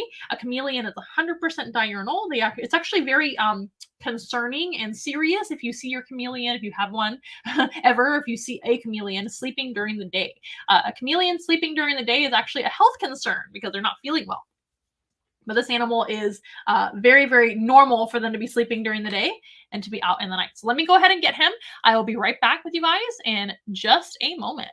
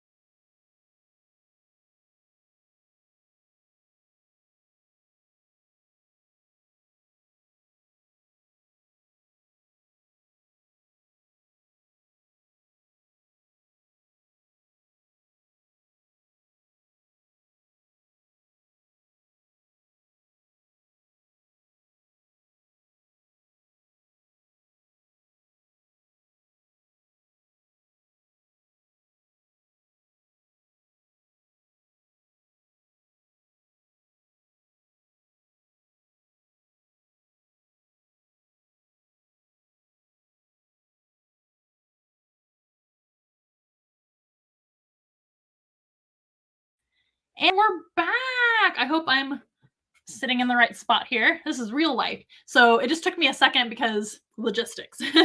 Everything is okay. So this is Rango, the Eurasian eagle owl. He is back. He was here a few weeks ago. And this, of course, is a nocturnal animal. It is a predator. And we do have owls right here in North America, the United States, Mexico. Owls exist all over the world in the wild except for Antarctica. So there's owls of some sort all over the place. And we're very familiar with owls. Hi, everybody saying hi, Rango over here. Hi. Oh, I love your glasses. You kind of look like an owl yourself over there, Donna. What an interesting look that you have going on right now. But yes, owls are definitely a nocturnal predator and one of the natural predators of the opossum. Opossums get eaten by great horned owls right here in the Americas, but this is a Eurasian eagle owl, which means they live in Europe, Asia, Russia, places like that. Europe, Asia, Africa, North Africa only, not anywhere south of North Africa. But of course, there's other owls in Africa, and some owls are smaller or bigger, right? So some owls will eat things like scorpions as well, and scorpions are also usually nocturnal, so that makes sense too. So animals that by default are just out at the same time, you imagine that they might meet each other at the same time in the same spaces. So an owl could eat all kinds of animals, and they are certainly a predator and not a salad eater. So they do have a lot of menu items that are other animals. So the Eurasian eagle owl is one of the heaviest species of owl in the world, although they don't really weigh very much. So Rango here is a male. and he does weigh about 4 pounds. A female owl of any type is going to be twice the size of a male of any type. So all of your owl species, females are bigger, typically about twice the size, and a male is smaller. Rango only weighs about 4 pounds, but a female could be up to 8, 9, even 10 pounds because Rango could weigh. Are you going to go potty for us? Oh, yes, I knew it. I could see him positioning to go potty. Owls and other birds do tend to go to the restroom quite often to stay nice and lightweight so they can fly and things like that. So I was hoping that Alice would not go to the restroom in front of everybody, but I'm really, really shocked if Rango does not go to the restroom because he's out again. He was in his kennel too, and now he's out of the kennel, so now is a good time for him to go ahead and go potty. Birds in general go to the restroom quite a bit, don't they? That's to help them stay a little bit lighter weight so they can fly around a lot easier. If you're a flying animal, it's much easier to fly if you happen to weigh a little less. So that's what they do. So these guys are predators, like I mentioned. They're pretty light for their size that they look like. Again, he only weighs about 4 pounds. So he looks a lot heavier than that, doesn't he? If Rango were on the heavier side, he could weigh around 5 pounds, and a female again can be twice the weight, so she could weigh up to 10 pounds. But typically it's going to be 3 to 4 for a male in the species, and then it's going to be maybe around 8 pounds for a female. Now, the reason that owl females are bigger than male is for during the breeding season, not because they like big, beautiful women, but because they actually have a function to that. So a female owl will oftentimes just kind of hang out on the nest, take care of the young, certainly sit on the eggs and incubate the eggs when they have eggs. But even when those young are hatched out of the eggs, mom will typically just stay on the nest and protect the baby. So she's a little bit bigger, in fact, twice as big. So she'll kind of fluff up, look big, protect the young, maybe bite predators that try to come near them, maybe use her claws and try to defend during that season as well. Again, this is all owl species. And then males will have the very important job of hunting for the entire family. So he will need to be a little more athletic, a little quicker, to be able to fly around. And his job is very important too, right? So he will actually be hunting for everyone while female stays home, more or less. And then during the day, they're all going to kind of stay home together because they're nocturnal, right? But that's the main function of a female being bigger, being able to have enough fluffy space and body to sit on the eggs and incubate them, and also enough strength to be able to defend the family, while the male actually will fly away and hunt a lot. And typically, an owl is going to hunt every single night. They could take a fast day and not eat every now and then. A lot of times that's just because either they can't find anything or the weather's really bad. One really fun fact about birds of prey in general, and by the way, birds of prey in general, that rule applies to them too. So an eagle, a hawk, a kite, a falcon, any of those guys, typically the females are bigger as well. But owls, it's especially so. But anyway, so these guys, but like an eagle, for example, a bald eagle, the big giant ones are females. But anyway, so these guys will, oh, what was I saying? I'm so distracted by the beautiful owl. He is so pretty. Oh, what was I saying? You guys have to remind me what I was talking about. Let me think. I could talk about something else while I think. This is real life. I just forgot what I was going to say. Oh, you guys. But anyway, so these guys are going to need some really special senses as well. You tell me what I was talking about. They have some really special senses as well to be able to navigate in the darkness, right? They really need some special senses, some sensitive senses. Now, I mentioned before about the sense of smell thing with birds, I think earlier. Some birds have really good sense of smell, such as vultures. Vultures really have a good sense of smell, especially the turkey vulture. They have a great sense of smell to find food and things. An owl really doesn't. So they might have a little bit of a sense of smell, but it's nothing to speak of, and they really don't use their sense of smell to navigate or find food. So that's really not a thing. So their main senses that they use to navigate and find food are going to be eyes, sight, and ears, hearing, right? So these guys have excellent vision. So those big old eyes that an owl has, what you doing? You're going to stay right here, aren't you? There's nowhere to go. So Rango, by the way, is on equipment. He wears falconry equipment. So he is attached to me at this time. When he goes back to his home, which is very large and able for him to move around in his leisure in the night and whenever, he is able to take off this equipment and fly around just fine. He is a fully flighted bird, so I do need to have him safe with me and not flying around the room, getting into things, getting tangled up in cords and things from the lights, and not landing in somewhere that he shouldn't. Plus, we have prey animals in the room, right? So we want to make sure everybody's safe. So he's on flight equipment. But if he tries to take a little flight away from me, he's not going to go very far. But he might do that because owls tend to kind of forget that they're attached to humans sometimes. But anyway, so he would need wonderful vision to find food. And remember, he's not a scavenger. These animals are going to be trying to find living food that's trying to get away. Not to say that they can't eat something dead. Of course they can. Owls and all sorts of birds of prey can scavenge just like a vulture can. They can't let it get too bad or too rotten, like a vulture can eat anything at once. But these guys can certainly eat a freshly dead or maybe a day old dead carcass, no problem. That's a free meal. But they are designed to hunt, and hunt they do. So if they have an animal that's trying to get away, say it's a rodent, say it's a rabbit, and they're trying to scurry away in the night, could be anything, could be another bird, could be all sorts of animals in this case. They need some really good eyes to be able to see those animals. Their eyes are so big that they actually don't rotate in their sockets. Owls do not move their eyes in their sockets at all. Their eyes stay fixed and still. I'm going to move this a little closer so you can see him a little bit better and make it a little brighter in here. Because sometimes darker is better depending on the animal. So their eyes stay still and fixed like binoculars, and they basically just do not move them at all. So you'll see him moving his head a lot. He's moving his head to be able to move his eyes because his eyes don't move by themselves. So that is kind of a trade-off from having such big, beautiful nighttime vision is the size of the eyes that don't move. But they're super used to it, right? They don't know any different. So that vision is so sensitive and so amazing that if you are 100 yards away from this owl, he can still see you very, very sharply in the dark. In fact, he can read a penny in the dark. He doesn't know what it says, but he can read the fine print on a penny with no problem in the dark 100 yards away. All he needs is like a little bit of stars and a little bit of moon to see by, if anything.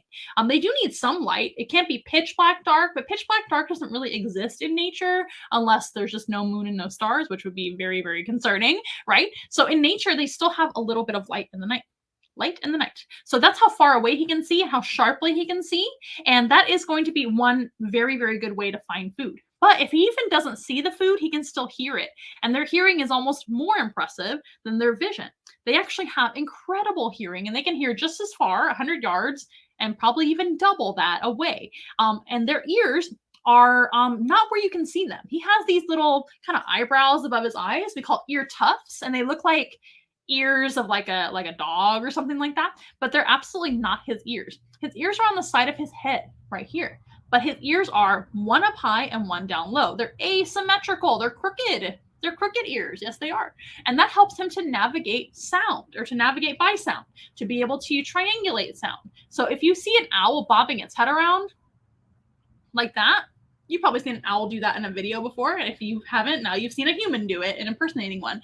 But they do bob their head around to be able to figure out where sounds are coming from exactly. And they'll use their crooked ears to figure out where that is. And they also have a flat face, don't they? So an owl doesn't look like an eagle. They kind of do, except for that flat face. So an owl kind of looks like a Persian cat. It looks like somebody squished their face, right? And that is also to have kind of a satellite dish on the front of their face. So they can funnel in noise like a big ear on the front of their face. That's actually going to help them to hear as well. So hearing and sight are their two best senses for hunting. And of course, when they figure out where a food is, they're going to fly over to it and go pick it up. And they don't use their face to pick it up, do they? That comes next. So they're actually going to fly into their food feet first to grab it. And first of all, they don't fly very quickly. These guys are actually not very fast. They're pretty slow for a bird of prey, but they don't have to be fast since they are very, very quiet. And owls' feathers are so very loose on the body and very, very soft that when they flap their wings and move in general, you really can't hear them making much noise. So they're soft and loose enough to where they fly silently, or nearly silently, at least for most animals to hear. Certainly for me, my hearing's terrible. So pretty much silent for me. So when they flap their wings, you really can't hear them. And they can do a sneak attack onto their food and fly into them feet first, grab them with their talons, which are right here on my glove right here, which is why I wear a glove to make sure I'm safe from his talons. And those talons will pierce and crush at the same time. So his feet are very strong even without the toenails that are talons, and they will crush and he has the talons for piercing, and that animal is ready to eat, if you know what I mean. They have passed away. And owls, by the way, actually have zygodactyl feet. So they have 2 toes in the front and 2 toes in the back. Like most birds, and certainly most perching birds, he's got 4 toes. But most birds out there, if you pay attention, they actually have 3 toes in the front and 1 in the back. So it kind of grips like this. Even eagles and hawks and falcons have 3 in the front and 1 in the back. But an owl has very special toe placement. They have 2 and 2, which gives them double crushing power, or even out crushing power, I should probably say. It's an even grip, more so than another bird of prey. And that combined with the talons, it is pretty much a done deal. As soon as they grab their food, and then it's ready to eat, and they can fly away with it if it's something that's light enough. However, an owl can actually lift about twice their body weight, or even more than that. So since he weighs 4 pounds, he could lift an animal 8 pounds pretty easily. I'm not saying it would be the most easy thing to lift, but he could do it. Otherwise, he can actually choose to eat it on the ground where he's caught it, or up in the tree where he's caught it. If you think about it, these guys do often eat birds, and where are birds usually found? In the air, in a tree, something like that, or sometimes on the ground too. So just depending on the opportunity that he has, he could choose to do that. A lot of times when we feed him and leave his food out for him to pick up, which by the way, we don't feed him live things, we feed him things that are already passed away, usually frozen thawed food items, like rats and chicks and quails and mice and all kinds of fun things. We give him meatballs too sometimes, depending on the day. He will get a varied diet as well. I didn't talk about what we feed the scorpion. She mostly eats crickets and dubia roaches and things like that, sometimes super worms. But anyway, he's going to usually go over to his food and just kind of eat it up, just like in pieces, because we typically cut it up for him in smaller pieces so he can just easily eat it. But sometimes if he's feeling a little bit silly, he'll pick up a piece of food and fly away with it to another spot in his enclosure and go eat it over there. If it's a small enough piece, he'll swallow it whole. Like, for example, if he caught a mouse, that would be a super easy food to eat in one bite for him. Or he could choose to rip something up with his beak that is pretty sharp. Not the sharpest of all the bird of prey beaks, but his talons are certainly sharp enough. So with that combined, they can actually be able to rip up their food and eat it in smaller pieces if they want to. They don't chew their food. They eat it in chunks or all together in one big bite. Now, these guys actually do have, since they have zygodactyl feet, they have 2 toes in the front and 2 toes in the back. It's actually really similar to a parrot. And if you've ever seen a parrot eating their food, they sometimes will pick up the food and kind of just hold it like a hand and eat it too. He does that as well sometimes, not super often like a parrot does, but every now and then he will use his foot to kind of like hold a piece of food and kind of bring it up to his mouth like that and be able to eat it up. I've seen him do that several times. I hope you guys like Rango the owl. You need to get adjusted. He acted like he wanted to adjust his little feet there, but we're not going to be on too much longer. And that's okay. If you guys have to go, you have to go. I understand you have a life outside of Once in a Wild. It's really fun to have you guys out here learning about our nocturnal species. So owls are a very well-loved animal nowadays, but there's a lot of misconceptions about owls too in certain cultures, or even back in the old days for most cultures, that they are like evil, or they are very, very angry animals because of their expressions on their face. That's just the way his face looks. Trust me, owls are some of the goofiest and silliest and kind of simplest birds out there that I've ever worked with. They're one of my favorites because of that. It's kind of endearing, to be honest, because most birds are extremely intelligent and they need a lot of attention and they need a lot to do, and they're just kind of like too smart for their own good. That's most birds, but owls are actually not like that. The wise old owl saying actually isn't true. The old part sometimes, because some owls can live a long time. He's actually one of them. So this is a species of owl that can live into their 60s in human care and easily into their 30s or more in the wild. But he's only 7, so he's got a long time to live, we hope, with us, right? And so the old part of the wise old owl is definitely true-ish, but the wise part really isn't the most true. Now, where that comes from is probably because they do live a little bit longer than some other animals, right? So we think of older animals as being wise, which is rightly so, because in humans we should respect our elders and we treat them as they are wise, right? But they're really not the most problem-solving or smartest birds out there in the animal kingdom. In fact, owls are some of the simplest birds, in my opinion. Chickens, ducks, and other animals like that are actually far more is intelligent the right word? I don't know, something like that. They got more thinking power upstairs than an owl. Owls are very, very simple animals, to be honest, and they really don't need a whole lot of problem-solving ability. They instinctively will hunt whatever looks like food when they're hungry, and otherwise they just kind of hang out. They take care of their babies when they have to do that, like any animal, but they're not really a very active or I'm trying to say this in a nice way. They're just not the smartest animals, and that's okay. I love them all the more because of that, because they're actually pretty easy to take care of. They don't need a ton of attention. They could care less if I go over there and give him attention, especially Rango. He doesn't seem to care at all, whether I leave him alone or come and talk to him. He's a very chatty owl. He's definitely the chattiest owl I've ever worked with. Well, the chattiest Eurasian eagle owl that I've ever worked with. The chattiest owl I ever worked with was a barn owl. But barn owls are very, very noisy. Eurasian eagle owls don't tend to be too noisy, but he's extremely chatty, and he is a male, so he does hoot and make all kinds of really cool noises. Check out our TikTok and Instagram and some of our other social media to see some of the videos of Rango. Sometimes when we take him on programs too, he will actually talk for us on the road trip. It's a very pleasant noise, thank goodness. Barn owls actually have a very high-pitched screeching noise that they do, and that owl that I used to work with was very annoying until you got used to it. He's not annoying at all. He has a very pleasant noise and bunch of noises that he makes.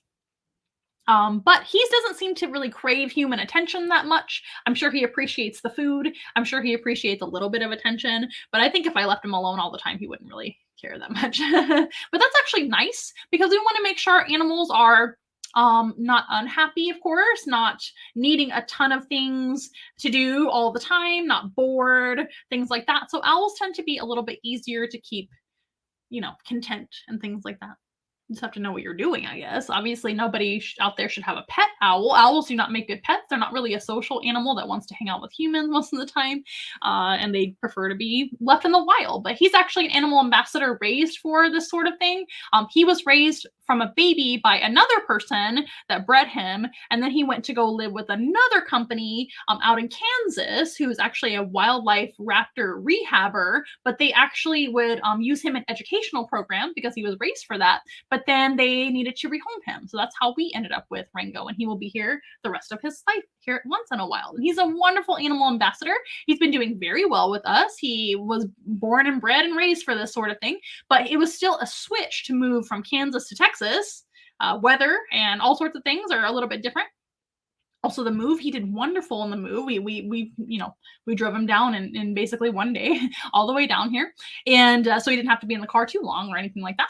But he did wonderful. He actually did way better than I expected, and he's adjusted very well. We've had him since November. He's been a wonderful, very popular animal ambassador. One of our most popular animal ambassadors that we have. Sandor the rabbit is another one. Alice is pretty popular as well. We met Alice earlier tonight.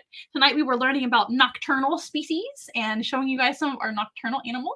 We met Rango, of course, the Eurasian eagle owl. He's the latest one. And before him, Xena, the African flat rock scorpion, came out and joined us. And then before that, at the beginning, we had silly Alice, the opossum, spinning around in circles and grooming herself and looking extra adorable. Rango's doing a very good job of doing what he is supposed to do, which is sitting still on the glove. That is exactly what I want of him, but I'm sure he's going to be ready to go back home here in a little bit. So we'll start closing. I hope you guys have had a great time enjoying our 3 nocturnal species that we've met tonight. If you want to learn more, please subscribe to our channels. Please follow us on social media. Please go ahead and share the videos, leave comments. Those are great free ways to help us out. And if you want to support what we do, we have options. I'm going to go ahead and let's scroll down below. We've got our Venmo, we've got Cash App, we've got PayPal as well. We've got our Amazon wish list. All of those can be found at onceinawild.com/donate. If you want to learn more about having your own in-person animal encounter where you can meet Rango, the owl, you can meet the opossum that we met, or even the scorpion, or any of the animals on our availability list, please let us know. We would love to hear from you. Please text or call 210-445-5240. That number is found on our website, onceinawild.com. It's always in our bio description as well. And of course, found at onceinawild.com. That is our best contact number. So if you guys want to learn more, also, if you would like your own Zoom animal encounter, please don't feel like you're going to be left out if you don't live in Texas. We do service South Texas because we're in San Antonio. However, we do also service the entire world with virtual animal encounter. So if you would like to have one of those as well, please let us know and we would love to help you out. Well, Ringo, I can tell he's ready to maybe go back home. He can hear and understand what I'm saying, I think, at this point, and know that we're about to close.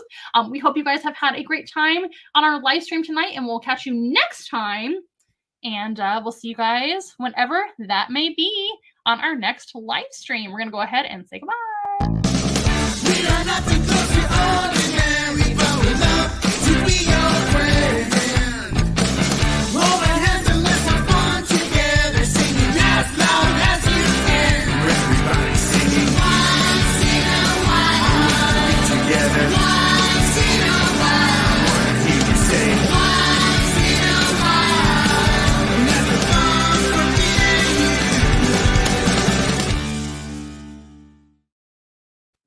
Alrighty, you guys, we'll see you next time, whenever that may be, here on Once in a Wild Wednesday.